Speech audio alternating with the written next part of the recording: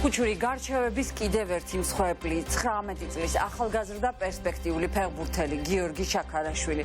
მეგობრულ სუფრაზე დაწყებული დაპირისპირება სამწუხაროდ ქართული რეალობისთვის დამახასიათებელი დაძაბულობით, ჩხუბითა და უმძიმესი ტრაგედიით დასრულდა. გიორგი შაქარაშვილის ცხედარი არხში დღეს იპოვეს. სუფრასთან მყოფი ახალგაზრდების ტელეფონები და მათი ტანსაცმელი პოლიციას აქვს ამოღებული. ამ მოკითხვაზე უკვე იმყოფებოდა ორივე მხარე, თუმცა ზუსტად რა მოხდა, რის გამო დაიწყო კონფლიქტი, რომელიც ასეთი ტრაგედიით დასრულდა, ჯერ უცნობია. თუ არის გარკვეული რაიმე ახალი დეტალი, ამის შესახებ ჩვენ ცოტა ხანში საფეხბურთო კლუბ საბურთალოს ხელმძღვანელთან ტარიელ ხეჩიკაშვილთან ვისაუბრებთ. მუამარ კადაბსა და ჰუსეინს მუბარაკსაც ყავდა უამრავი ლობისტი, რამდენიც ბიძინა ივანიშვილს, თუმცა დიდმა ფულმა ვერცერთს ვერ უშველა. ამ სიტყვების ავტორი შალვა ნათელაშვილი იქნება ჩვენი სტუმარი სტუდიაში და ლობისტების ომზე თავდაცვის ყოფილ მინისტრს თინა ხიდაშვილთან ერთად ვისაუბრებთ. ეს არის თოქ-შოუ დღის სტუმარი, მე ნათია გოგსაძე.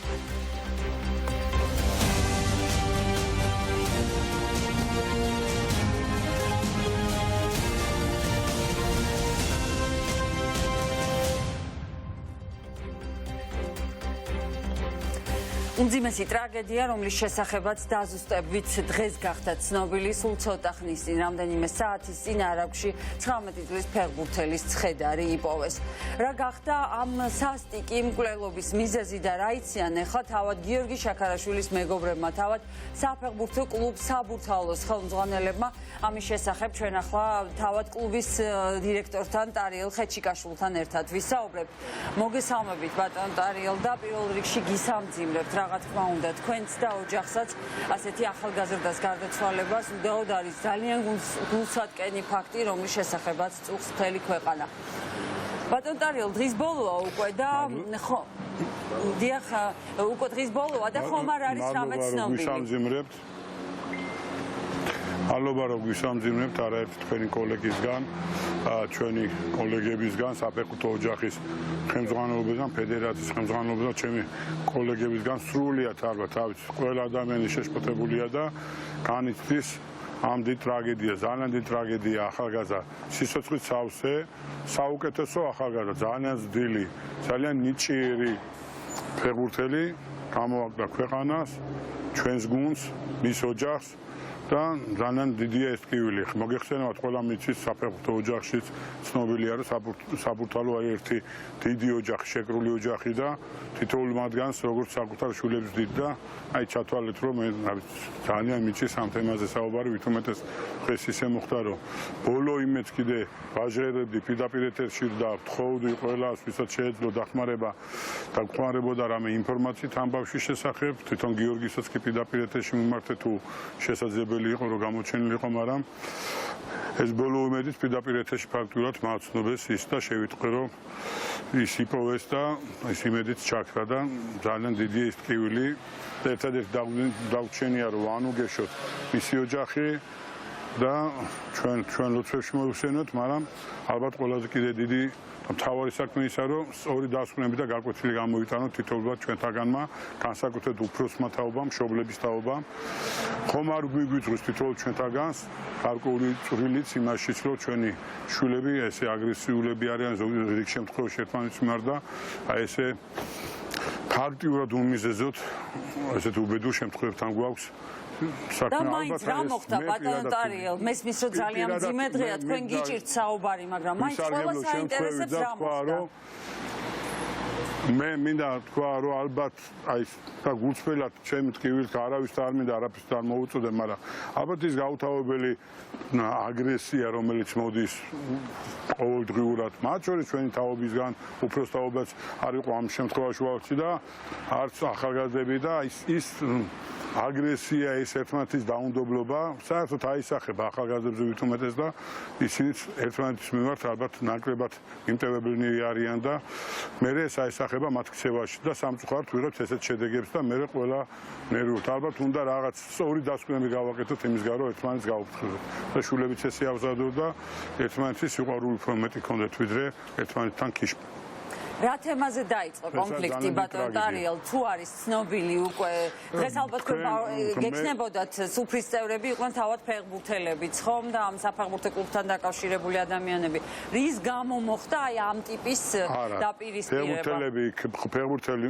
ფეხბურთელი მოქმედ ფეხბურთელი მხოლოდ იყო გიორგი, ისიც იყო დაპატიჟებული.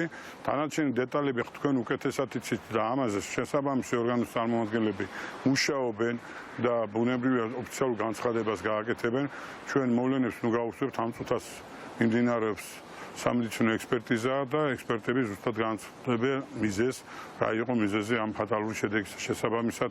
მე დღეს ვერაფერს ვერ ვიტყვი, ის რომ დაძაბულობა იყო დაპირისპირება ახალგაზრდებს შორის თქვენს კარგად იცით და შესაბამისად ეს ბუნებრივია და ამას მოყვა ეს უბედური შემთხვევა, როცა ესეთი ამ უბედურ შემთხვევას წინაპირობა აქვს, ბუნებრივია უამრავ შეკითხვა ჩდება და ამ ყველა შეკითხვას უნდა გაეცეს პასუხი და მე იმედი მაქვს, რომ ყველას ერთობლივი ძალისხმევით ამ კითხვებს გაეცემა პასუხი და აუცილებლად ნათელი მოეფინება თუ რა ვითარებაში მოხდა ეს უბედური შემთხვევა.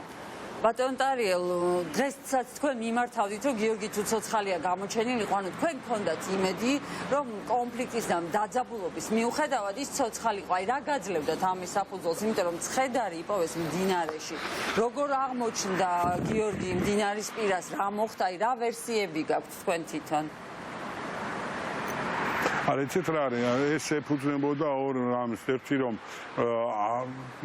უფრო გამოცდილი სპეციალისტებისგან ვიცოდით, რომ ცნობილია ესეთ დროს, როცა ძლიერი სტრესის ქვეშ შეიძლება ადამიანმა მეხსიერება დააკარგოს, შეიძლება რამე ტრავმა მიიღოს, შეიძლება შიშის გამო და ჩვენ არ ვიცით იქ მომენტში რატომ მოხდა ეს, რომ მან დატოვა ეს ადგილი და რა პირობებში დატოვა, შესაბამისად იმედი ჰქონდა, რომ შეიძლება და ყოფილა არაერთი შემთხვევა, რომ მე რამოდენიმე დღის მერე გამოჩენილი ადამიანი, მათ შორის ზოგჯერ შეიძლება მეხსიერების დაკარგვის ნიშნებითაც და ამიტომაც მიმართეთ და თქვენ სწორედ გამიგეთ, ხო შეიძლება ვიღაცისთვის უცნაური იყოს ეს მიმართვა, მაგრამ ბოლო იმედსაც, ბოლო აი რო იტყვიან ხავს ვეკიდებოდით, იმიტომ რომ ვაცნობიერებთ გულის სიღრმეში, მაგრამ არ გვინდოდა დაგვეჯერა, იმიტომ რომ ვაცნობიერებთ, რაც უფრო მეტი დრო გადიოდა, უფრო უახლოვდებოდით უბედურ შემთხვევას, მაგრამ ჩვენ იმედს ვიტოვებდით, რომ მაინც სანამ ხო შანსი იქნებ გადარჩენილიყო და ეს იყო ჩემი გულის ზახილი და რო იტყვიან, ალბათ ყველას ას გამოხატავდა, ყველას სურვილს ოჯახის წევრებს, ვისაც რომ იქნებ ცოცხალი გვენახა და ამის იმედი ნამდვილად ჰქონდა.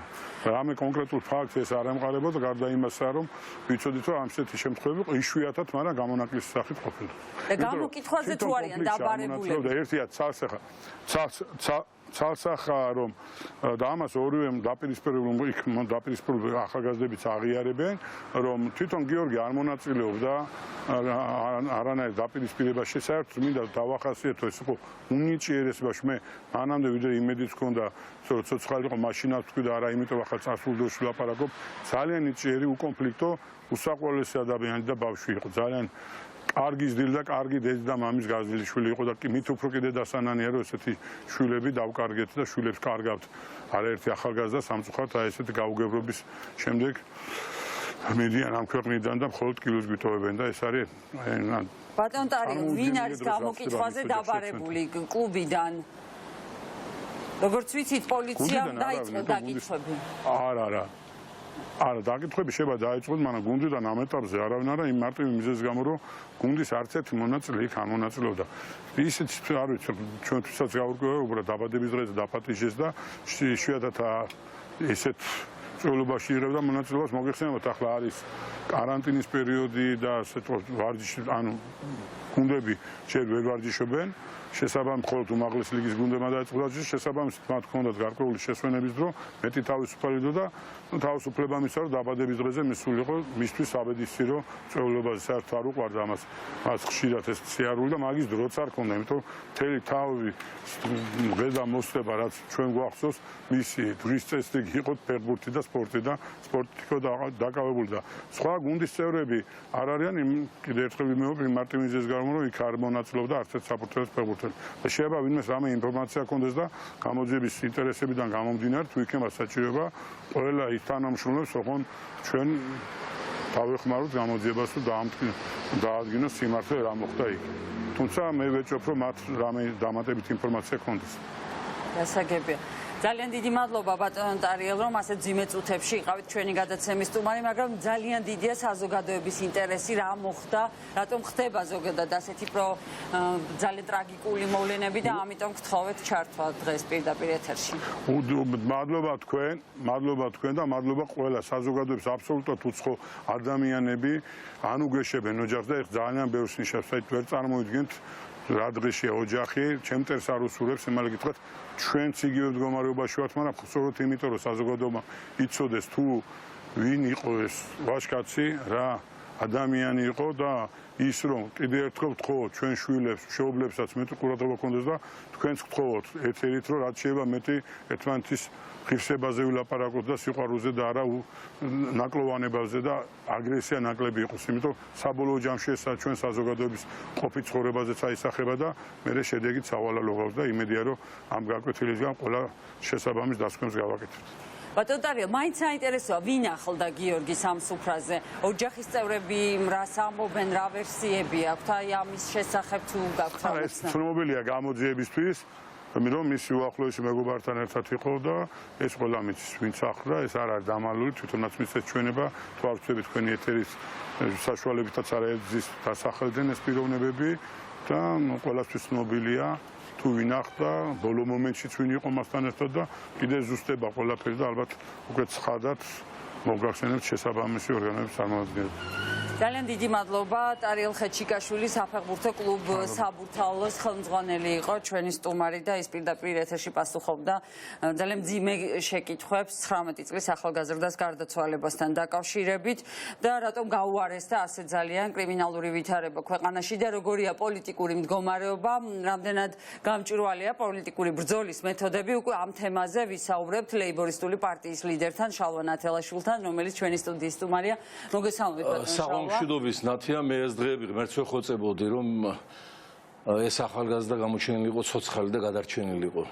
ძალიან სამწუხარო ფაქტია, ის მთელ საქართველოს მოუკვდა ოჯახთან ერთად. უდიდეს სამძიმარს უცხადებ ოჯახს და სრულიად საქართველოს.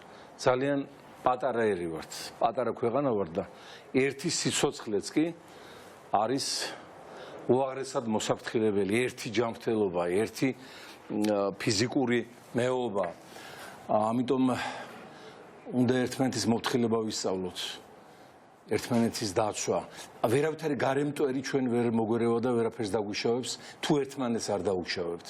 ეხლა უსმენდი მე ბატონ ტარიელზე, რა თქმა უნდა მე საფეხბურთო კლუბს ბიჭებს უდიდეს სამძიმარს უცხადებ ასევე, მაგრამ დადგენილია რომ აგრესიები, ფსიქოზები ეს ურთიერთ სიძულვილში ურთიერთობის გადაზრდა სოციალურ-ეკონომიკური პირობებით არის გამოწვეული. ეს მსოფლიო კრიმინოლოგიის მიერ არის გადაწყვეტილი პოსტულატი. როდესაც მინისტრი წავას სამსახურიდან და ხელს გააყოლებს 100 მილიონს, 500 მილიონს, 1 მილიარდს, ის აკლდება იმ ახალგაზრდებს, რომლებმაც უნდა ისწავლონ, იმუშაონ, ისარგებლონ ცივილიზაციის სიკეთით, გადაადგილდნენ ნერვული სისტემა მწყობში ქონდეთ. აი ხლა იგივე ბატონი ტარიელი წავიდა და რამდენიმე ასეული მილიონი წააყოლა ხელს, ეს მინისტრი იყო. ხო, აი ეს ემატება, იქ კვირკაშვილი წავიდა 750 მილიონი გააყოლა ხელს, იქ უმსიშვილი წავიდა 200 მილიონი გააყოლა ხელს. სწორედ ამიტომ გვინდა და ვჩქარობთ რეჟიმის შეცვლა, რომ დაწყნარდეს საზოგადოებრივი ფსიქოლოგიური ატმოსფერო, ადამიანებმა რასაც ართმევენ, მიიღონ, იგრძნონ თავი სრულფასოვან მოქალაქეებად, ერთხელ ვიბადებით. წუთის სოფელიც არა ვართ, წამის სოფელში ვცხოვრობთ.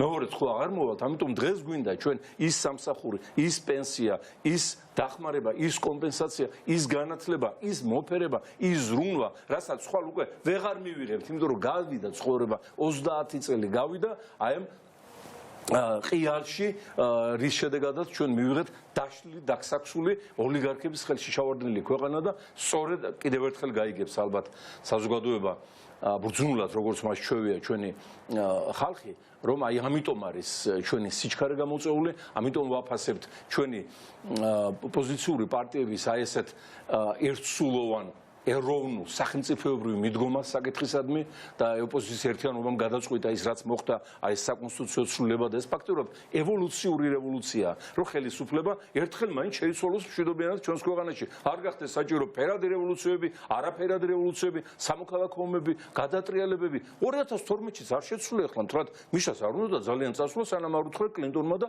არ უთხრა აი იმ თეთრი სახლის მაშინდელმა წარმომადგენლებმა ხო ერთხელ და სამუდამ უნდა მიხვდეს პოლიტიკური ელიტა რომ არის დრო მოსვლის არის დრო წასვლის პრეცედენტი გვაქვს თუმცა მშვიდობიანი გადაბარების და ალბათ თუ გავიმეორებთ ამას პოლიტიკური ელიტა ხო პრეცედენტი არის მაგრამ მე ვამბობ რომ ეს გარედან კი არ უნდა მოდიოდეს ეს დავალება და იზულება და რეკომენდაცია და თხოვნა რომ მოვიდა შენ წასვლის დრო ეს უნდა კონდეს პოლიტიკოს ზვალში და ბილში გამჯდარი რომ ორი ვადა მაქსიმუმია მე მიდიხარ დამთავრებულია სხვა მოდის სხვა აკეთებს იმას რაც ჩვენ ვერ გააკეთე შენ რაც გააკეთე იმაზე მადლობას გეუბნებიან რაც დააშავე და გააფუჭე იმაზე პასუხი უნდა აგო ეს არის სოფლიო პოლიტიკის კანონი პასუხისმგებლობა და რაც მთავარია ამერიკა და ევროპა რით არის განსაკუთრებული და ჩვენთვის მისაბაძე ცივილიზაცია იქ თუ ორ ვადაზე მეტი ვინმე მოინდომა ყოფნა ხელისუფლებაში ის არის უკვე დამთავრებული თვითონ იმ საზოგადოებისთვის თვითონ იმ პოლიტიკური ძალებისთვის იმ ხალხისთვის ამიტომ რომ ესენი ვერ იგებენ და ვერ იტანენ რომ კაცო იყავი 4 წელი მამაცხუნებული ხო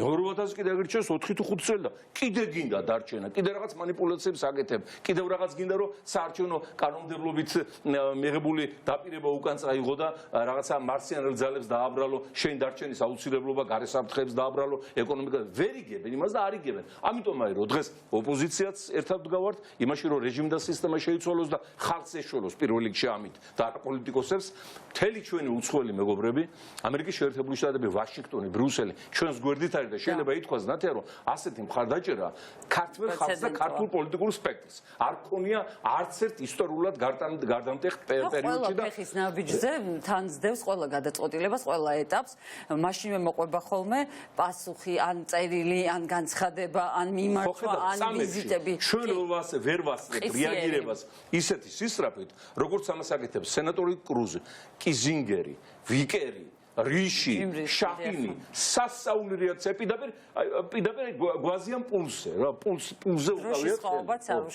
ხო ეს არის უნიკალური თანადგომა ეს ნიშნავს იმას რომ მე კიდევ არ დავიღლები ამ შედარების გამეორებით ეხლა იგივე ამერიკის შეერთებული შტატები ევროპაზე აღარ ვსაუბრობ ძალიან ხშირად უამრავ ქვეყანაში ისეთებში როგორც არის საუდის არაბეთი თქვა კუვეიტი ყატარი კიდევ იქით ფილიპინები სინგაპურები მალაიზია ეხდნობა არა ხალხს არამედ მართველ ელიტებთან აქვს საქმე ის მართველ ელიტა როგორც გადაწყვეტს ნუ იმას იზიარებენ და არც თხოვენ ეხლა მაგალითად რასისულელე მემკვიდრე პრინც საუდის არაბეთში მოსთხოვ დემოკრატია ნუ ეხლა ეს წარმოუდგენელი და არც ვაშინგტონში ამაზე არც თვლიან იმ საზოგადოებებს მომზადებულა თავის დონეთ იმ რანგში რომ იქ თქვათ იქ ალტერნატივები მონახონ შიგნით აი ჩვენ ხედავთ როგორ გვიყურებენ ჩვენ გვეუბნებიან რომ თქვენ ხართ ერი სახელმწიფო თქვენ ხართ საზოგადოება, თქვენ ხართ სახელმწიფოებრიობის სუბიექტი. მე თქვენთან მინდა ურთიერთობა. და არა იქ ოლიგარქიასთან, არა თქვათ იქ რაღაცა მართლ ელიტასთან, არა კონკრეტულ პარტიასთან, არა კონკრეტულ ჯგუფთან. ეს უკვე ისეთი აღიარებაა დასავლური სამყაროსათვის, რისთვისაც აი სოფლოს ბევრი ქვეყნები დღემდე იღწვიან და ვერ მიაღწიეს. ამიტომაც არის განსაკუთრებული, მაგრამ ამ თელა აი ამ სიტუაციაში ხაზ გაუსვამ ჩვენი ხალხის განუმეორებლობას. ჩვენი ხალხია ძალიან მაგარი. რო არ ყოფილიყო 20 ივნისის ღამე. რო არ ყოფილიყო ახალგაზრდების ის თავ განწირვა, რაც მათი სისხლის დავრით დამთავრდა.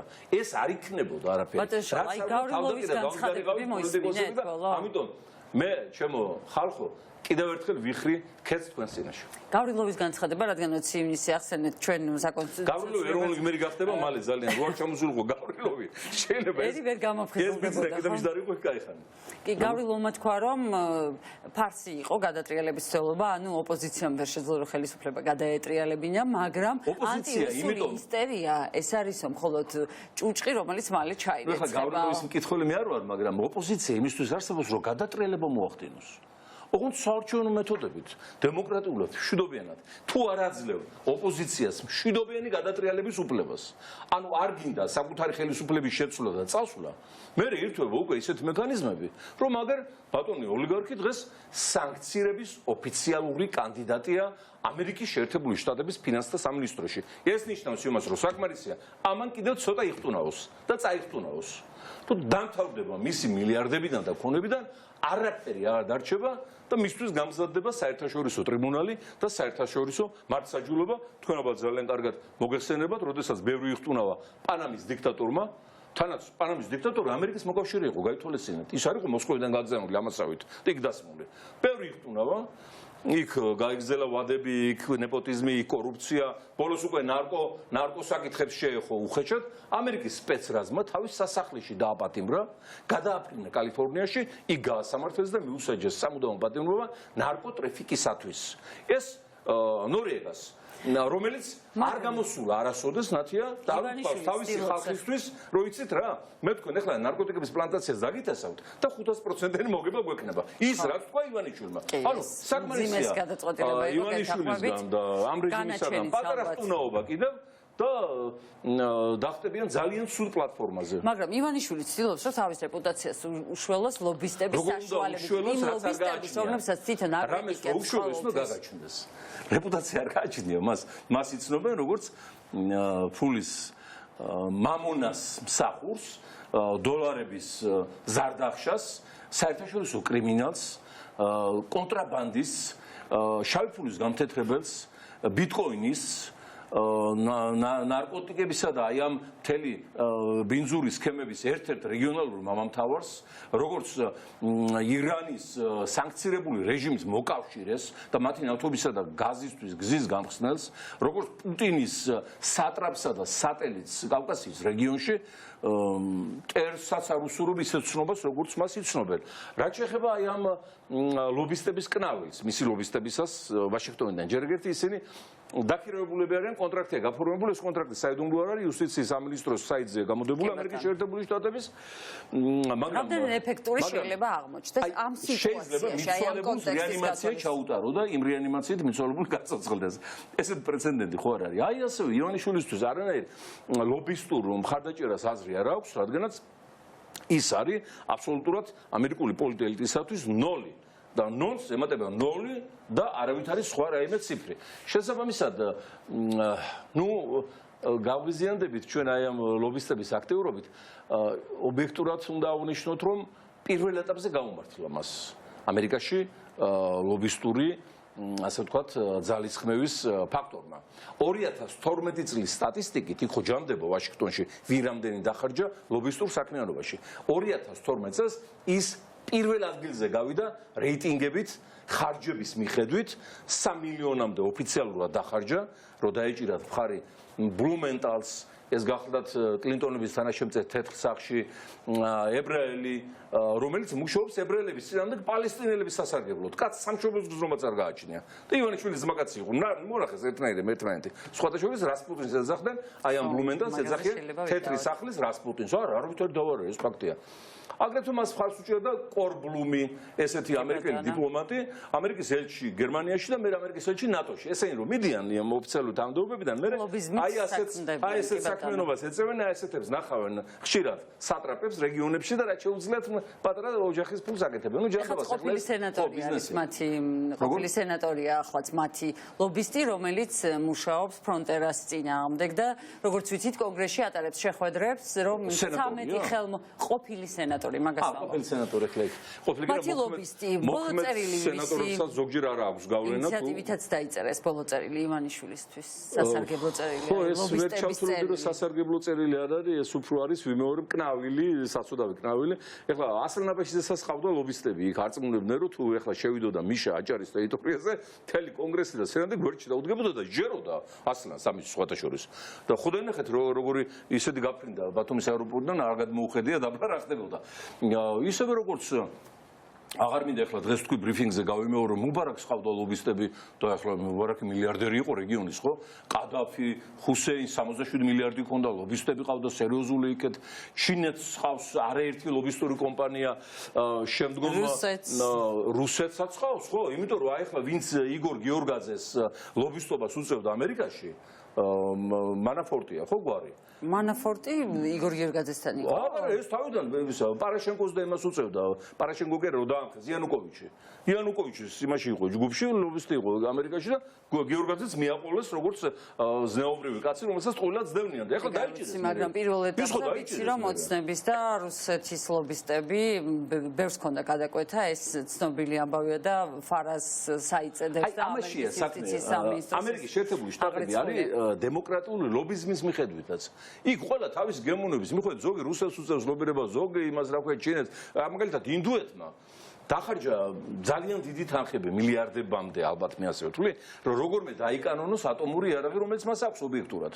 მაგრამ არ უკანონებს ამერიკა, ეუბნებიან რომ შენ დაარღვიე 1979 წლის საერთაშორისო ხელშეკრულება ატომური იარაღის გავრცელებლობაზე და არ უკანონებენ. მიუხედავად იმისა, რომ იმდენად ძალიან ბევრ ფულს ხარჯავს ამ პროცესში. მეცაც გეტყვით, ებრაული ლობი და სომხური ლობი ამერიკაში არის უძლიერესი ეთნიკური ჯგუფები. იქ არის კიდევ ირლანდიური ლობი, იქ არის ბერძნული ლობი, მაგრამ აი ისრაელის ლობმა ვერ მოახერხა რომ დაეკანონებინა ისრაელისათვის ატომური იარაღი. ებრაელებს აქვთ ატომური იარაღი. უკანონო სხვათა შორის და იქ ერთ-ერთი პრემიერი იყო მგონი ბეგინი თუ გოლდამეირი, რომელიღაცამ თქვა ისრაელის პრემიერმა, რომ ისო ისრაელს არ აქვს ატომური იარაღი, მაგრამ თუ დაგჭირდა გამოვიყენებთ. ახლა ნახეთ სიმძნე, ებრაული სიმძნე. რამხელა. ანუ მე რას ვამბობ, აი ამ ლობისტების ასე ვთქვათ ჩალიჩი რა, ესე რომ ვთქვათ სახალხო ჟარგონით ვერც სოლის ამერიკის შეერთებული შტატების ოფიციალურ პოლიტიკას განსაკუთრებით საგარეოს. აქვე აღნიშნავთ იმას, რომ ამერიკაში მთელ რიგ შტატებში ლობიზმი აკრძალულია. ჯორჯია შტატში ლობისტობისათვის და ლუიზიანა შტატში 20 წელი პატიმრობაა. ყველგან კი იქნება დართული. იქ ფედერალური რაღაცა, აი ახლა ტრამპმა ბოლოს გამოსცა კანონი და აუკრძალა სახელმწიფო მოსამსახურეებს საერთოდ ლობისტური საქმიანობა მათი მუშაობის პერიოდში. და მეცაც გეტყვით, საოცარი რაღაცა წერია ფედერალურ კანონში ლობიზმის შესახებ. აი ვინც ასე ვთქვათ მუშაობს, რომ აი ვთქვათ კონგრესში ან ჩინოვნიკი რომ გაუწიოს ვთქვათ მხარდაჭერა ამ კომპანიას ან რომელიმე ქვეყანას რაიმე საკითხში, ჯერ ხო წინასწარ უნდა იყოს გაცხადებული, ყველაფერი გაწერილი აბსოლუტურად. მხოლოდ ხელფასებზე უნდა გამოიყენონ ის თანხა იმ კომპანიის, ვინც ლობიზმს ახორციელებს და მე თვითონ ამ ჩინოვნიკს ევალება, რომ თუ მოხდა მოლაპარაკება ამ თემაზე, მის მეუღლესთან, სიდედრთან, სიმამთან, შვილებთან, შვილიშვილებთან და მაპატიეთ საყვარელთან. ამ თემაზე თუ მოხდა დაპარაკება, მათ უნდა დეკლარაცია დაწეროს. ანუ ეხლა რო გაუგიათ ამ ბიზნესებს რომ იქ ვიღაცა ლობისტურმა კომპანიამ რაღაცა მხარდაჭერა განცხადება გააკეთა, ეგ არის აი წყალწაღებული ხავს ეჭიდებოდა და ხავს უფრო მეტი დატვირთვა ამ სიტუაციაში. ასე რომ ბატონო, მოდით ლობიზმი განწირულია რეჟიმი რამდენიმე თვეში ჩვენმას დამშვიდობებით. გასაგებია ლობისტების საქმიანობაზე და ამ სქემებზე ბევრი ვისაუბრეთ. თვითონ შეერთებული შტატები თვითონ უყურებს ამას ლობისტური კომპანია. აუცილებლად გამჭვირვალე პროცესს და ის ითხოვს თვითონ და იუსტიციის დეპარტამენტი თვითონ აკონტროლებს ამ პროცესს. გამოდებლობის საიტებზე გავაკეთეთ დღეს კანონმდებლობის მიმოხილვას და ამერიკული კანონმდებლობის მიმოხილვას და მადლობელია რომ მომენტის დამის საშუალება. ხაჩორის იქ არის ძალიან კარგი ლობისტური კომპანია პატონ და ბოქსი ესეთი. პატონ ბოქსი ეს პირველი იყო. პატონ ბოქსი გითხრათ ამის პრეზიდენტი გახლავთ ძალიან სასიამოვნო პიროვნება წარმომადგენელთა პალატის ყოფილი სპიკერის შვილია. ეს სპიკერი 70-იან წლებში ალიასკაზე მოგზაურობდა და დაიკარგა თავის თვითმფრინავიანად დღემდე. და მე ამ შვილმა თავისი მამის ძიმე ამბავია, თავისი მამის კავშირებით დაარსა ეს ლობისტური კომპანია, პენსილვანია ავენიუზია უზარმაზარი შენობა, სხვადასხვა ჩვენსმა ძალიან სიმპათიურად იყვნენ განწყობილები. აი როცა თქვა წინა რეჟიმის დროს, როცა ვებრძოდით მათ, ჩანდა მათ სახელმწიფო 12 წინ მქონდა მე კონტაქტი იმ კაცთან. იშვიათი პიროვნება, შემოთავაზეთ კიდევაც აი რო იტყვენ ჩვენი გაგებით ჩალის ფასად მხარდაჭერა, მაგრამ მე უთხარ ახლა ამის საშუალებად ჩვენ არ აგვაქვს და სხვადასხვა პირველ ეტაპზე ესენი მიადგნენ იქ. მაგრამ მე იმათ უკვე უარი თქვეს ამათთან თანამშრომლობაზე. ამიტომ პატიოსან ლობისტებს მოუწოდე მე ამერიკაში აი ამ პუტინის მარანსთან ურთიერთობას დაანებონ თავი. ეს მათი პრესტიჟისთვის იქნება უკეთესი. ბატონო, გასაგებია ლობისტები, მათი საქმიანობა და მათი გავლენა პროცესებზე, მაგრამ მთავარი არის თვითონ ოპოზიციის გეგმა, რა გეგმა ექნებათ ხელისუფლების ოპონენტებს. ვიცით რომ თბილისში შეთანხმდით. ეხლა რა ხდება სხვაგან, სხვა რეგიონებში? გადამწყვეტი დამეთანხმებით ნათია რომ გახდა დედაქალაქი. არ მარტო მოსახლეობის რაოდენობით, არამედ პოლიტიკური, ეკონომიკური, სოციალური, საერთაშორისო სტატუსით თბილისში მაჟორიტარული არჩევნების შედეგებს ექნება გადამწყვეტი მნიშვნელობა მთელი ქვეყნისათვის. თუმცა არაფრით ნაკლები შედეგი არ იქნება ქუთაისი, რუსთავი, ბათუმი, თელავი, ოზურგეთი, ქართლის რეგიონი, ქვემო ქართლი, ამიტომ ჩვენ მაქსიმალურად წავალთ კონსულტაციების გზით და მაქსიმალურად შევძლებთ იმას, რომ საერთო კანდიდატები მეტი გყავდეს. თუმცა არის ზოგიერთი რეგიონები, სადაც უკეთესიც არის, რაც შეიძლება მეტი კანდიდატი იყოს, მაგალითად, აგერ ახლა ბევრსლოტლიკინებს მაჟორიტარიზმის შენარჩუნებაზე ოქრიაშვილი ერთლარიან წამალს რო 100 ლარად ყიდებს მთელი ცხოვრება და გახდა მილიარდერი, დმანისის და წყალკის ის არის რა, ლიპარდ ბაღვაში იყო ფრთიანი ანგელოზი ამასთან შედარებით. ეს არის წმინდა წყლის ფეოდალი, წმინდა წყლის სეპარატისტი და თან ბანდიტი პლუს ამას ჩვენი სიცოცხლეთა და წამლებით მოვაჭრე, ხო? იყრის კენ შეხლა ისევ მერვეთ მე მგონი ის რა ქვია, რუზველტი აირჩიეს 4-ჯერ ამერიკის პრეზიდენტად მე პრეცედენტი მაგრამ მას არ დაუმალავს თავიდანვე ამბობდა რომ უნდა იყოს შერეული სისტემა და ის სისტემა იქნება თუ მაჟორიტარული ესეთი ბანდიტები ხელისუფლებაში არ უნდა იყვნენ. ჩვენ ქვეყანაში პრობლემა რომ ბანდიტი არ მიუშვათ ხელისუფლებაში, თორე ჩვენი რესურსი ჩვენ ხალხს თავს ასდის და ხუთ ჩვენ ხელა ქვეყანა შეინახავს. ვიმეორებ ერთი დეპუტატი რომ 100 მილიონს აყოლებს ხელს და ერთი მინისტრი 9 მილიარდს, ხო? რა უნდა დარჩი სახელმწიფო ბიუჯეტში? უძლიერესი ქვეყანა ვართ. უძლიერესი რესურსით რომ ამდენ ყაჩაღს უძლებთ. ამიტომ იგივე თქვათ იმ ქვემო ქართლში, რაც შეიძლება მეტი კანდიდატები უნდა დავაყენოთ, რომ წავართვათ ბევრი ხმები, აი ამ ყაჩაღს სამ სიტყვის პირდაპირ გაგებით და მე მეორე ტურში უკვე საერთო კანდიდატზე ელემენტარულად შევთანხმდებით. იგივე თქვათ ზემო აჭარაში, ის ბოლქვაძე, ნუ გახდა, რა ვიცი, ბუდა რაღაცა იმ აჭარის, ამდენი ხანი შეიძლება ერთი და იგივე ყველა პარტიით გვევლინება. თან ის რო აქვს არლეკინოები ჩამოფარებული ნიღაბი, ხან ერთი პარტიით გამოიჭრდება, ხან მეორე პარტიით სცენიდან, ხო? ხო არ შეიძლება ეს ესე გრძელდებოდეს, ხო? იგივე ენუქიძე ხო არ შეიძლება ნავთობის მაფია, რომელიც იმინა ერთლარიან ბენზინს ყიდის 3 ლარად და როცა განულდა სოფლიოში ნავთობის ფასები ამ პანდემიის პერიოდში, ამან ისევ შეინარჩუნა ფასები ის რაც იყო ეს უნიკალური მოვლენა სოფლიო ნავთობის ბიზნესის ისტორიაში. ამიტომ აი ასეთი აი ამგვარი პიროვნებების დასათრგუნავად შესაძლებელია ოპოზიცია წავიდეს იმას, რომ რაც შეიძლება მეტი კანდიდატი დააყენოს. ცნობილი სახელოვანი ადგილობრივიც ცენტრალური ასე ვთქვათ სტრუქტურებიდანაც იმისათვის რომ მოახდინოს მეტი და ჩქარი განკულაკება აი ამგვარი რეგიონალური ოლიგარქიის. თუმცა ვიმეორებ მთავარ და ცენტრალურ ადგილებში, თუმცა ყველა ადგილი მთავარია, მაგრამ ხედულობაში მაქვს ეს კომპაქტური მეგაპოლისები და ქალაქები სასურველია რომ შეერთებული ძალებით შეუტიოთ, თუმცა სხვაგანაც შეერთებული ძალებით შეუტიოთ. ბატონ შალვა, მაგრამ მაინც აი თქვენ რას ფიქრობთ, რომ გაამარჯვების რეცეპტი და ფორმულა რა არის? ახლა ოპოზიციამ რა უნდა გააკეთოს, რომ ივანიშვილმა არ იხეიროს თქვენი შეცდომა? გამარჯვების რეცეპტი და ფორმულა იმ საერთო ფორმატშია, საკონსულტაციო ფორმატში,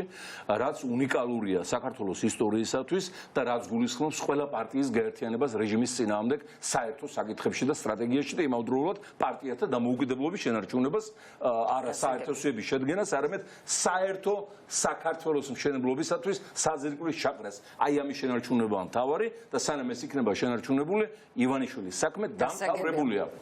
მეცაც გეტყვით ის წერილები რაც ახლა ამერიკის კონგრესიდან და სენატიდან მიდის მთელ მსოფლიოში თუ ამერიკის სტრუქტურებში აი ამ ვაჟბატონის სანქციებისათვის კაი ხნის წინ იყო გამზადებული თქვენი მონამორჩილის ასე ვთქვათ შრომის და ბრძოლის შედეგი არ ვაწელი ხო გეუბნებოდით მე რომ ამას სანქციები დაუმთავრებ ყველაფერს ხო გახსოვთ ალბათ 2016-ში როცა სტივ რასელი ჩემი მეგობარი გამოვიდა და წაიკითხა ტექსტი რა უნიკალური ტექსტი რომელიც ყველა ქართველმა უნდა წაიკითხოს ხო ეს წერილები ადრევე იყო მზად მაგრამ არ წავიდა რეალიზაციაში სანამ არ დაგვინახეს ერთად პოლიტიკური პარტიები სანამ არ დაინახეს ერთსულოვნება დიდი საქართველოსთვის ამიტომ ეს შევინარჩუნოთ ძალიან დიდი მადლობა ლეიბორისტული პარტიის ლიდერი შალვა ნაცელაშვილი სტუმარი ჩვენი ახალგაზრდების შესახებ სულ კარგი და ბედნიერი ამბები გაგვიგოს მათი გამრავლება მათი სიხარული მათი წარმატებები ეს არის ჩვენი ამოცანა და ჩვენ ამ ამოცანასაც ყველაფერი უნდა გავაკეთოთ. ძალიან დიდი მადლობა შალვა ნაცელაშვილი ლეიბორისტების ლიდერი იყო ჩვენი სტუმარი და რას ფიქრობენ ოპოზიციის ვიქნებით თქვენთან როცა დამზადეთ. გელოდებით ყოველთვის. და რას ფიქრობენ ოცნების ოპონენტები ხელისუფლების ცდელობაზე მიმართოს ლობისტებს და სწორედ მათი მეშვეობით უპასუხოს თავად ამერიკაშივე პოლიტიკური ისტაბლიშმენტის წარმომადგენლებს. ახლა მოვისმინოთ ეს კომენტარები. ლობისტების საქმიანობა რო უკავშირდებოდეს სახელმწიფო ინტერესებს, ჯერ კიდევ ამ ანგარიშის მომზადების პირობებში უნდა ემუშავათ მათ იმისთვის, რომ ამ ანგარიში ასახულიყო ჩვენი სახელმწიფოსთვის მნიშვნელოვანი საკითხები. და ამის ნაცვლად, როდესაც ამ ანგარიში ჩაიწერა რაღაც, რაც არ მოეწონა ბიძინა ივანიშვილს, ეხლა მთელი ეს რესურსები არის მიმართული ამ მიმართულებით, რომ ამ ასე ვთქვათ, გადაიხედოს ბიძინა ივანიშვილზე ჩანაწერი. ეს რა თქმა უნდა არ მოხდება. კიდევ ერთხელ დაზიანდება ჩვენი სახელმწიფოს და ჩვენი ქვეყნის იმიჯი, რაც არის ძალიან სამწუხარო და დამაზიანებელი ჩვენი სტრატეგიული ინტერესების. რომ ასეთ კომუნიკაციას პირდაპირ ლობისტების მეშვეობით აკეთებენ ივანიშვილის გუნდი, ანუ ლობისტი წერს წერილს თავრობის მაგივრად. ეგ უკვე დიაგნოზია. ყველა ეგრევე მიხვდება, რომ ავტორიტარულ რეჟიმისკენ თან გაქვს საქმე, ან მიდრეკილებების კონესთან, იმიტომ რომ ლობისტი კონსტიტუციით ჭირდება, რომ შევები მოგცეს კონტაქტი დაგიმყაროს, მაგრამ შენ ნაცვლად კი ქვეყანას კი ვერ ჩაანაცვლებს და მთავრობას. და როცა ამას აკეთებ, იმიტომ რომ არ შეგიძლია ნორმალური კომუნიკაცია, ამით შენ თვითონ ნათელყოფ როგორი პრობლემა გაქვს. მეორე, ვერც ერთი კონსტიტუციური ლობისტი რაც არ უნდა იყოს, რა ძვირიც არ უნდა გადაიხადო, რეალობას კი ვერ შეცვლის. რაც ქვეყანაშია და საქართველოს მეგობრები რეაგირებენ იმ უმძიმეს ვითარებას, რომელიც ივანიშვილმა შექმნა. და რა გავლენა აქვთ ლობისტებს ხელისუფლების წარმატებაში, მათ შორის მოკავშირეებთან, ამის შესახებ ახლა ჩვენ ვისაუბრებთ ყოფილ თავდაცვის მინისტრთან, თინა ხიდაშელთან. მოგესალმებით, ქალბატონო თინა, თქვენ კარგად გახსოვთ ალბათ ეს პერიოდი, პირველად ვინ იყო ლობისტი, მერე ვინ იყო როგორ ჩანაცვლდა. აი რა პრინციპს და რა გზავნილს ეფუძნებოდა მაშინ ლობისტებთან ურთიერთობა? რა უნდა, რისი ლობირება უნდა გაეწიათ შეერთებულ შტატებში? მოგესალმებით პირველ რიგში, მივესალმებით თქვენს მაყურებელს. როგორც სტანდარტულად ჩვენ 2011 წელს, ან ორად შეიძლება, ალბათ სამად ხო, გავყოთ პირობითად ქართული ოცნების საქმიანობა ლობისტურ ფლანგზე. ერთი, როდესაც ოპოზიციაში ვიყავით, ეს იყო ერთი პროცესი 2011 წელს, ანუ როდესაც პირველად მოხდა კონტაქტის, როდესაც პირველად შედგა კონტაქტი ლობისტებთან, შემდეგ უკვე 2012 წლის არჩევნების შემდეგ, გამარჯვების შემდეგ უკვე სრულიად სხვა ამოცანები იყო დასახული ბუნებრივია და ვთქვათ 2016 შემდეგ მე უკვე აღარ ვიცი რა ტიპის ლობირება, თუმცა ქაღალდებიდან და დოკუმენტებიდან რაც შეგვიძლია დავასკვნათ, ასევე შეგვიძლია ის ცალკე გამოვყოთ, იმიტომ რომ 2016 წლიდან უკვე პარტია ქართული ოცნება გვევლინება სუბიექტად, ასევე გარდა ხელისუფლებისა, რომელიც ვთქვათ ჩვენ როდესაც ხელისუფლებაში ვიყავით, მაშინ მხოლოდ საქართველოს მთავრობა იყო კონტრაქტორი ორგანიზაცია, ან სამინისტროები და შემდეგ უკვე 2016 წლიდან მოყოლებული, როგორც ჩანს, ბიძინა ივანიშვილი მიხვდა, რომ ძიმე დღეები დაუდგა, გაუჭირდათ და ამიტომ ინდივიდუალურად პარტიამაც იქირავა ლობისტური ორგანიზაცია. უბრალოდ ერთი პატარა პასაჟი უნდა ვთქვა, აუცილებლად იქიდან გამომდინარე, ეს ბატონი შალვა აქ საუბრობდა, საერთოდ არ ვაპირებდი ხა პატენტ ბოქსზე საუბარს, პატენტ ბოქსი ზუსტად კი, ისეთივე კომპანიაა, როგორც რა ვიცი მე 100 სხვა, რომელიც ვაშინგტონში შეგიძლიათ რომ ნახოთ, ძალიან კვალიფიციური იყო, ძალიან კარგი კომპანია. 2011 წელს მე ვიქირავე პატენტ ბოქსი ქართული ოცნებისთვის და ისინი ბოლო დღემდე, სანამ ეს კომპანია არსებობდა, ქართული ოცნების ლობისტები იყვნენ. ბოლო დღემდე. შემდეგ, როდესაც მისი პარტნიორი ბოქსი გარდაიცვალა, ამის შემდეგ მოხდა მისი გაერთიანება უკვე სხვა კომპანიაში და შემდეგ იმ ახალმა კომპანიამ გააგრძელა საქართველოს მთავრობის ლობირება. ისე რომ არავინ არც არ გაქცეულა, ის ნამდვილად ძალიან კარგი, რესპექტაბელური, ვაშინგტონში ძალიან დაფასებული კომპანია იყო და სანამ არსებობდა, ბოლო დღემდე იყო ქართული ბოლო გადაწყვეტილებაზე ხელისუფლების ლობისტი. აი ეს ბოლო გადაწყვეტილება ჩვენ წინა კვირას გვესმოდა, რომ კონგრესმენების უსაფრთხოების თემაზე შედგენილი დოკუმენტი ეს იყო ლობისტების ნამუშევარი. და უეცრად გამოჩნდა თავად ლობისტების სახელით გაკეთებული განცხადება ქართული ოცნების იმიჯის გადასარჩენად და ბიძინა ივანიშვილის პირადად, იმიტომ რომ იქ ყველაზე მძიმე, როგორც აღმოჩნდა, ბიძინა ივანიშვილზე ჩანაწერი იყო გულისხმობ რესპუბლიკელების დოკუმენტს. რასთან გვაქვს საქმე? აი მესიჯი ვერ დაალაგა ოცნებამ, თუ უბრალოდ სასოწარკვეთილების თემიდან არ იციან როგორ გადაარჩინონ ახლა თავისი იმიჯი, თუ რატომ ხდება ასე ურთიერთგამომრიცხავი გადაწყვეტილებების ასე მოკლე დროში წარდგენა? მე და თქვენ ამ თემაზე სხვა დროსაც გვისაუბრია ამ ეთერში და ძალიან მნიშვნელოვანია ეს მომენტი, რომელიც ახლა თქვენც აღნიშნეთ.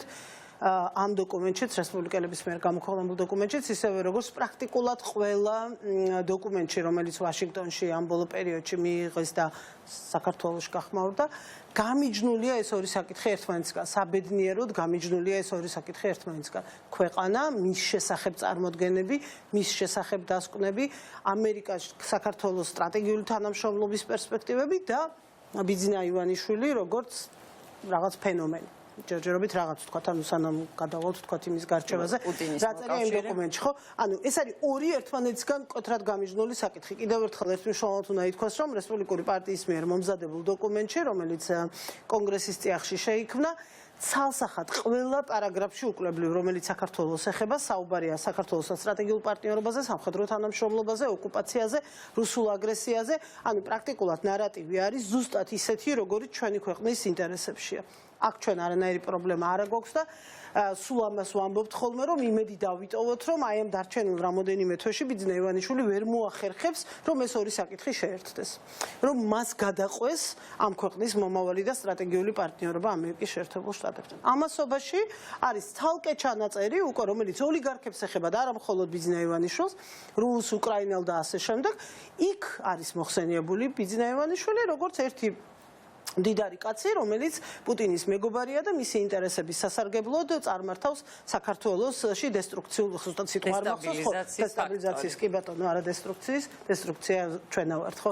დესტაბილიზაციის ფაქტორი არის რუსეთის ინტერესების სასარგებლოდ. ეს არის ჩანაწერი ბიძინა ივანიშვილთან დაკავშირებით. ამ დოკუმენტზე ორი პრობლემა შეექმნა ქართულ ოცნებას. პირველი გახსოვთ ალბათ ყველას, შეგვიძლია აგერ სულ ახლა ხანს იყო და ამოვიღოთ არქივებიდან. პირველი კომენტარები, როდესაც მაგალითად მამუკა მდინარაძე ან ირაკლი კობახიძე ან თალაკვაძე ზუსტად არ ამახსოვს ამ სიტყვებით ამბობდა თუ არა, მაგრამ ის ორი ნამდვილად ამ სიტყვებით იწყებდა საუბარს, რომ აი კი არ არის ახლა ეს კომენტარ გასაკეთებელი და მნიშვნელოვანი ხო დოკუმენტი და საერთოდ არ ზღიძა, მაგრამ ნუ თქვენი პატივისცემით ჟურნალისტებო, რადგან თქვენ კითხვა დამისვით, კი ბატონო, მაინც გაგცემთ პასუხს. ეს იყო პოზიცია, ასეც ცდილობდნენ ამ დოკუმენტის მნიშვნელობის დაწევას და შემდეგ უცებ აღმოჩნდა, რომ ლობისტების მობილიზაცია გააკეთეს იმისათვის, რომ აი ამ უმნიშვნელო არაფრის მთქმელი დაბალი რანგის დოკუმენტისთვის ამხელა რესურსი ჩართული იყოს სრულიად ვაშინგტონშია წერილები გაგზავნილი, ალბათ ნახეთ თქვენც ხო ეს ჩამონათვალი, თუ კი ვინმე ოდესმე გაგვიგია სულ ყველასთან არის წერილი გაგზავნილი, რომ არიქა ეს რა გვიქენით, დავიღუპეთ, შეცდომა იქნება გამოასწოროთ და ეს შეცდომა გასწორდეს. თუ ესეთი მნიშვნელობა იყო, რატო? და მეორე ორი თქო ვთქვი, ანუ ერთი ეს რომ აქ აირივნენ, ანუ აქ ადგილზე ამბობდნენ, რომ არა და მე უცებ აღმოჩნდა, რომ კი და მეორე ფუნდამენტური პრობლემა რაც აქვს ქართულ ოცნებას, რომ მესამე ნაბიჯს ვერასოდეს ვერ თulis. ანუ ხო ელემენტარული, აი საგარეო საქმეთა სამინისტროში ყველაზე დაბალი რანგის დიპლომატისთვის რო ეკითხათ, ისიც კი სწორ კონსულტაციას გაუწევდოთ და ეტყოდათ, რომ ხალხო თუ ლობისტებთან აპირებთ ურთიერთობას, ეს საჯაროდ გამოიფინება და გაიგებენ საქართველოში და მოგვეჭრება თავი მსოფლიო მასშტაბით და ნუ იძახით, რომ ესე არ არის. არა, მთავარია მათი ამოცანა არის, რომ იმ წუთის მათი აზრით ბრძოლა მოიგონ. იმ წუთას სიტყვაში მოგიგონ. სინიკურები ხო, მაგრამ ამ ბიძინა ივანიშვილის სიამოვნებასაც ხო ესეც ხო საზღვრითია, ანუ კალენდარულად შემოსაზღვრულია. ის დოკუმენტი ხო გამოქვეყნდებოდა და მე იგივე ადამიანები, მე თქვენ და დანარჩენი საქართველო, რომელიც ამ ყველაფერს მნიშვნელობას ანიჭებს და უყურებს, ვეტყოდით, რომ ხალხო, აბა ერთი ჩამოყალიბდით ახლა უმნიშვნელო რანგის არ თუ 1.5 მილიონ უნდა დავხარჯოთ იმაში, რომ არაფრის მთქმელ დოკუმენტზე ამხელა რესურსი დაიხარჯოს. თანაც მარკოენ მალენის ტვიტი ხომ გახსოვთ მან რომ დაწერა, რომ არაფერი შეგეშალოთ, ჩვენ არაფერი არ გვეშლება, ზუსტად ვიცოდით, რაც წერდით ამ დოკუმენტშიო. კონგრესმენია ეს კაცი და ამ კაცი არ არის პოპულარული. პოპულარული ის კაცია, რომ თქვა არ ვიცოდი რა ეწერაო, თქვენ არ გესმით ახლა. ხო, ის კაცი იპოვეს, რომელმაც თქვა, რომ არ ვიცოდი რა დაწერესო და მე მთავარი ღერძი ვინც არის და ტრამპის ახლა წინასაარჩევნო კამპანიის მამოძრავებელია ერთ-ერთი. ხო, მაგრამ სინამდვილეში ხო არც იმ კაცს და ბოდიში ვიხდი ხა იმ კაცებად რომ მოვიხსენიებთ, მაგრამ არც ერთი კონგრესმენის და არც მეორე კონგრესმენმა ამის შემდეგ რა თქვა, ამას არ აქვს სპეციფიურად განსაკუთრებული მნიშვნელობა, იმიტომ რომ პირველი ჩვენ ყველამ ძალიან კარგად ვიცით, რომ ასეთი ტიპის დოკუმენტებს არსად კონგრესმენები არ წერენ, ხო, დავიწყოთ აქედან. ყოველთვის ეს დოკუმენტები იქმნება იმ სპეციალისტების მიერ, რომლებიც ამ კონგრესმენებისთვის მუშაობენ და არსებობს მაღალი ხარისხის ნდობა და სხვათა შორის იმ ინტერვიუში, აი ის კონგრესმენი, რომელიც ახლა ტელეკომპანია იმედს შეუყვარდა, ამბობს, რომ ჩვენ გვყავს წრე ადამიანების და ორგანიზაციების, რომლებიც ნდობით აღჭურვილები არიან, რომლების მიმართაც მაღალი ხარისხის ნდობა არსებობს და შესაბამისად მათ მიერ მომზადებული დოკუმენტები ჩვენთვის საყრდენი დოკუმენტებია. ეხლა ყოველ ჯერზე ესე უნდა ვდიოთ გვარებად და სახელებად, სტაფერებად, რომელმა მდივანმა ვის მდივანს დროზე არ დაურეკა, ან არასწორად დაურეკა. ამას ხო მნიშვნელობა არ აქვს. აქ ხო საბოლოო ჯამში რეპუტაცია ზარალდება. იმის მიუხედავად ერთი კონგრესმენი 13-დან რას იტყვის, ქვეყნის რეპუტაცია, კიდევ ერთხელ მიუხედავად იმისა, რომ ქვეყანა და ივანიშვილი გამიჯნულია, მაინც ამ ქვეყნის ყოფილ პრემიერზეა საუბარი და შესაბამისად ქვეყნის რეპუტაცია უკვე დაზარალებული. ერთი კი არა, 13-ს რო ეთქვა, რომ არ ვიცოდით იქ რა ეწერა, რას ვაწევდით ხელს. ეს დოკუმენტი უკვე იყო ძალიან ცუდი ჩვენი 147 კაცია ამ დოკუმენტის უკან, იმიტომ რომ რესპუბლიკური პარტიის კვლევების კომიტეტის მიერ ანუ ეს არის ყველას მიერ არჩეული ადამიანების მიერ მომზადებული ბუნებრივია, ყველას ნდობა რომ აქვს იმ ადამიანების მიერ მომზადებული დოკუმენტია. შესაბამისად, მას ზურგს უმაგრებს მთელი რესპუბლიკური შემადგენლობა კონგრესში. ქალბატონი, თქვენ თუ გაქვთ პოლიტიკური გეგმები, მიუხედავად იმისა, რომ ახლა უფრო ექსპერტულ საქმიანობაზე ხართ გადარჩული. არავითარი პოლიტიკური გეგმები არასოდეს ჩემს სიცოცხლეში არ დამიმალავს და ეს მომენტი არ დამიჭერია, მოგეხსენებათ, რომ აი ცოტა ხანი იქნება. არა მაქვს რომ მქონდეს, ეს უკვე ყველას ეცოდინებოდა და აუცილებლად განცხადებული იქნებოდა. არ მაქვს პოლიტიკური გეგმები, ნამდვილად საერთოდ არ მაქვს პოლიტიკური გეგმები, მაგრამ როგორც ეთქვიან, არასოდეს თქვა, არასოდესო და ამიტომ 24-ისთვის არ ვამბობ, რომ არასოდეს არ მექნება, მაგრამ ამჯერად ნამდვილად არ გასაგებია და 20-20-ში რა მოლოდინი გაქვთ? შეძლებს ახლა ოპოზიციის მართლაც უპრეცედენტო გაერთიანებას უყურებთ და უკვე შეთანხმდნენ თბილისის რეგიონებზეც მინდის საუბარი. გახდება თუ არა ეს საფუძველი, რომ პოლიტიკური ელიტა, მართველი ელიტა შეიცვლება? პირველ რიგში მე საერთოდ ვერ ხედავ ვერაფერს უპრეცედენტოს მაგაში, იმიტომ რომ ნაციონალური მოძრაობა გაიყო, მე ისხლა ისევ ერთად დაასახელეს კანდიდატები, ამიტომ მან ყველაფერი ზუსტად ისეა, როგორც უნდა იყოს და ცუდი არ არის. სხვაებიც არიან თვითონ ლეიბორისტები და მოძრაობასთან ერთად არიან. ანუ ის გაერთიანებული ოპოზიცია ნაცმოძრაობასთან ერთად უნდა იყაროს. მაჟორიტარებს არ გულისხმობ, მაგრამ საერთოდ არ მონაწილეობს, ლელო ისევე როგორც ოპოზიციური არ მონაწილეობს, თუმცა იმ მაგიდასთან იყვნენ, იმიტომ რომ ისინი იყვნენ პროპორციული არჩევნების მხარდასაჭერად. ეს ორი სრულიად სხვადასხვა თემაა. პროპორციული არჩევნების ბრძოლაში, დიახ, ნამდვილად უპრეცედენტო იყო ოპოზიციური ერთობა. საარჩევნო პროცესი უკვე ამისგან გამიჯნულია და მე როგორც ამ ქვეყნის ერთი მოქალაქე, ღმერთმა დამიფაროს, კოშმარი იქნებოდა ჩემთვის ეს რომ იყოს ორ კანდიდატიანი არჩევნები რომ ვიხილოთ ამ არჩევნებზე, ანუ ჩემნაირ ადამიანებს ხელისუფლება წაგვერთმება პრაქტიკულად დავრჩებით ისე, როგორც მაგალითად საპრეზიდენტო არჩევნების მეორე ტურში დავრჩით ხელისუფლების გარეშე. ამიტომ აქ არანაირი პრეცედენტო არ არის, კიდევ ერთხელ ეს ჩემი პოზიცია ბუნებრივია, გაიყო ნაცმოძრაობა, ეხლა მაჟორიტარულ არჩევნებში შეერთდა ისევ ნაცმოძრაობა. კარგია, მე ამას მხოლოდ მივესალმები. ეს მაგრამ მე გულისხმობდი ოპოზიციურ ერთობას, რომელიც ძალიან დიდი ხანია ჩვენ არ გვინახავს და პერიოდში იყო ზუსტად პროპორციულ საარჩევნო სისტემაზე მე მგონი წარმატება იყო სწორედ ამ ოპოზიციური ერთობის დამსახურება საერთაშორისო პარტნიორებზე. ზოგადად თემატური ერთად დგომა ხელისუფლების ოპონენტების როგორც წესი ყოველთვის ამართლებს ხოლმე და მომგებიანია და ეს ამ შემთხვევაში დადასტურდა და ეს მხოლოდ მისასალმებელია. ხვალდაზე თუ დადგება ასეთი საკითხები, ისევ და ისევ ყველამ ამ ქვეყნის მოქალაქეებს იმედი უნდა გქონდეს, რომ ჩვენი ქვეყნის პოლიტიკური სპექტრი მოახერხებს, აი როგორც სირცხვილიას აქცია სლოგანია, ყველა ერთის წინააღმდეგ დადგეს და იბრძოლოს იმ ერთი ამოცანისთვის. მაგრამ კომუნისტურ რეჟიმში ნუ დაუბრუნდებით, როდესაც რაღაცა ისევ ერთი პარტია უნდა, ჩვენ ხო სულ ერთი პარტია ყავს ხელისუფლებაში და აღარ გვინდა ეს ერთი პარტია ხელისუფლება გვინდა ჩვენ და ეს ხედავთ ამის შანსს. აღარ გვინდა ერთი პარტია, სწორედ ამიტომ არ გვინდა ერთი-ერთზე არჩევნები მაჟორიტარული, გვინდა მრავალპარტიული პარლამენტი. ჩემი საოცნებო საქართველოს პოლიტიკურ სისტემაში, რა თქმა უნდა. ეს არის მრავალპარტიული პარლამენტი, კოალიციური მთავრობით დათხოვნილი პარლამენტი, რიგგარეშე არჩევნებზე წასული. არა, მე არ ვიცი. ეს არის ჩემი საოცნებო საქართველოს. ხო, აი დღევანდელი კონფიგურაცია დღევანდელი არა, მე ვამბობ შემდეგ არჩევნების შემდეგ. არა, ეხა თუ შევძლებთ, რომ კოალიციური მთავრობა ყავდეს, მრავალპარტიული პარლამენტი შეიკრიბოს და ეხა თუ კოალიციური პარლამენტი არ გვეყოლება, ამ ქვეყანაში სახელმწიფო პროექტი ძალიან დიდი ხნით გადაიდება და თან ძალიან უპერსპექტივოდ გადაიდება. მე არ მინდა არანაირი პროგნოზი გავაკეთო, ასეთი იქნება თუ ისეთი. მაგრამ ერთი რამე ვიცი ზუსტად, რომ 20-20-ის არჩევნების შედეგად ჩვენ თუ არ მივიღეთ კოალიციური მთავრობით, ანუ მრავალპარტიული პარლამენტი კოალიციური მთავრობით, საქართველოს სახელმწიფო ძალიან დიდი ხანი არ გვექნება. ეს არის მოქალაქეების არჩევანი დღეს რომ ნაცმოძრაობის, ქართული ოცნების, ლელოს ვიღაცის სასარგებლოთა კი არ უნდა გააკეთონ არჩევანი. არჩევანი უნდა გააკეთდეს იმისთვის, რომ სახელმწიფო შედგეს აქ ამ ქვეყანაში. ძალიან დიდი მადლობა 10 წუთით გადავაცილეთ და ამიტომ უნდა დაგემშვიდობოთ. დიდი მადლობა ქალბატონი თინა და პირველ რიგში მადლობა მოსვლისთვის და იმედი ვიქონიოთ, რომ ამ ტიპის გამოცდილებასაც შეიძენს ქვეყანა, როდესაც აღარ იქნება ან ერთი ან მეორე ძალა უმრავლესობაში, იქნება მრავალპარტიული პარლამენტიც და კოალიციური მთავრობაც. დღის სტუმარი ამით დასრულებულია, გემშვიდობებით, კარგად გრძანდებოდეთ.